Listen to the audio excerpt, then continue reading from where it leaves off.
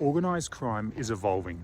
It's much more interconnected, it's transnational, and today it's digitally adept as well. Criminal organisations are expanding beyond their traditional drug activities, and they're moving into many and various illegal enterprises, including cybercrime, fraud, counterfeiting, and money laundering. There's a notable increase in violence that's coming with this, particularly with organised crime activities associated with drug crimes. And we're seeing this in the Netherlands, in Belgium, Denmark, and in Sweden. And at the same time, we're seeing this increase in homicide rates and gang-related violence. This is also including non-criminals. Criminal organisations have successfully infiltrated many legitimate businesses and public institutions.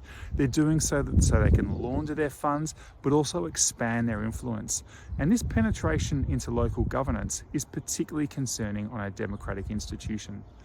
And the transnational nature of organised crime is a worry. Europol has estimated that 70% of organised crime groups are involved in multiple countries. And in places like Sweden, we're seeing children as young as 9 recruited into gang violence. Sweden's experienced a particularly violent and dangerous trend with gang-related violence, with shootings and bombings on the rise. And Sweden now has one of the highest per capita rates of firearm deaths in Europe. That's right, Sweden has one of the highest per capita rates of firearm deaths in Europe. So we know that there's active organised crime in all major cities, and it's influencing not just affluent suburbs, but also low-income neighbourhoods. And multiple investigations have found that organised crime is infiltrating various sectors, including real estate, construction, accounting, law, transportation, healthcare, and even the justice sector. So how is organised crime penetrating legitimate businesses? Well, there's 2 types of enablers. And the first is family and friends.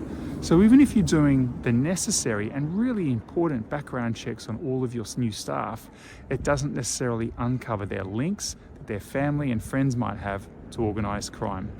And the second group of enablers is those people that are groomed due to their professions.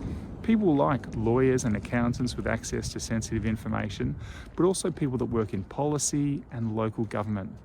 We know that 1 in 10 criminals own their own businesses, so they have a face of legitimacy. We also know that 12% of people involved in organised crime hold positions and roles that are considered sensitive.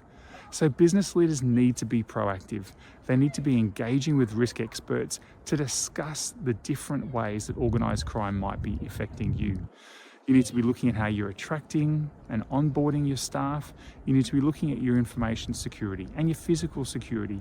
You need to consider how you're going to respond to crisis when they occur, how you're going to identify suspected threats, and how you're going to increase awareness amongst your leadership team about what to be aware of.